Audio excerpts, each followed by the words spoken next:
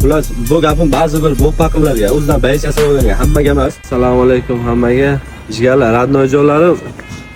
Bilasizlar, video qo'ydim. Nayzada Qozog'istonga borib, urush olmay keldim. Urushasammi, kiming desam, menga daq qo'yasi yozib yoribdi. Ichida ba'zi bir nedagonlar, men qaranglar, eshitinglar, 66, sen 57, 47, 77 yozib qo'yibsan. Tug'ilgan yillaring.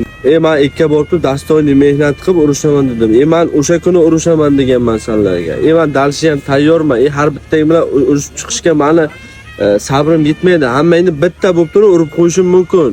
Xullas, bu gapim ba'zi bir bo'qpaqillarga, o'zidan bayis yasaganga hammaga emas.